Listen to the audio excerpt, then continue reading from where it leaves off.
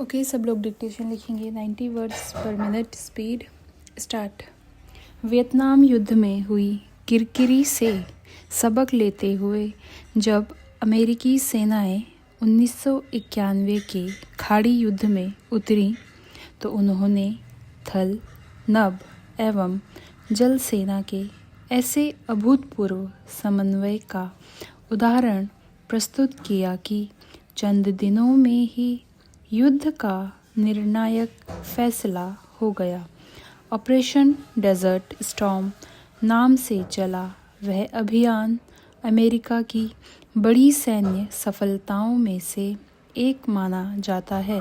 हालांकि उसके कुछ साल बाद ही अफ़गानिस्तान में अमेरिका का आतंक विरोधी अभियान इतना लंबा खिंचा कि उसे कभी न समाप्त होने वाले अंतहीन युद्ध की संज्ञा मिलने लगी। अमेरिकी सेना के सबसे लंबे अभियान के रूप में दर्ज हुए इस अभियान के विषय में यह भी कहा जा सकता है कि अमेरिका को अपेक्षित सफलता नहीं मिल सकी क्योंकि तालिबान से अफ़गानिस्तान की सत्ता पर काबिज हो गए। इसी तरह रूस ने भी यूक्रेन पर इसी धारणा के साथ हमला किया कि कुछ ही दिनों में वह हथियार डाल देगा, लेकिन वह लड़ाई अभी तक जारी है। अक्टूबर 2023 में जब हमास के हमले के बाद इज़राइल ने गाज़ा को निशाना बनाया तो यही माना गया था कि थोड़े समय में ही यह लड़ाई थम जाएगी, मगर उस लड़ाई का दायरा बढ़कर लेबनान, सीरिया और यमन तक विस्तारित होता गया। हालांकि जनवरी में वहां एक युद्ध विराम की स्थिति तो बनी, लेकिन वहां भीषण मानवीय आपदा की स्थिति को अनदेखा नहीं किया जा सकता।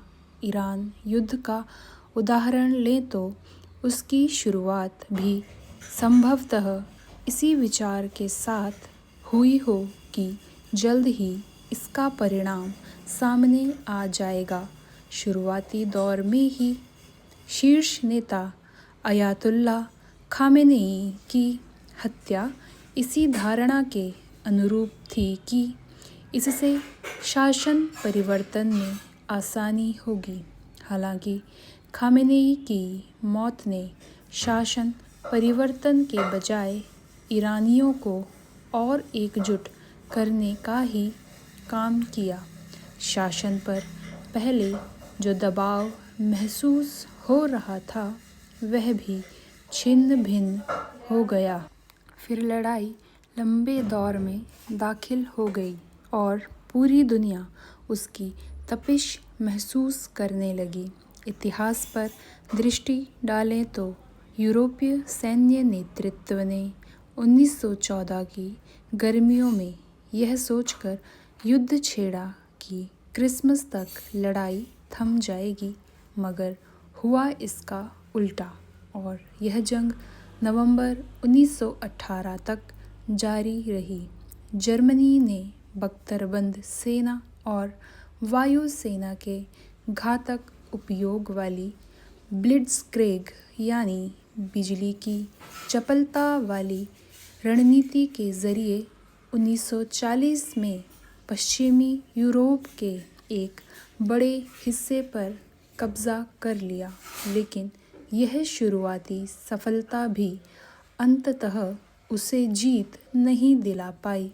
सोवियत संघ के साथ जर्मनी 1941 में ऐसे विध्वंसक एवं अंतहीन युद्ध में उलझा जिसमें दोनों खेमों को ही भारी क्षति पहुंची, लेकिन इसका परिणाम जर्मनी के विभाजन के रूप में निकला। स्टॉप।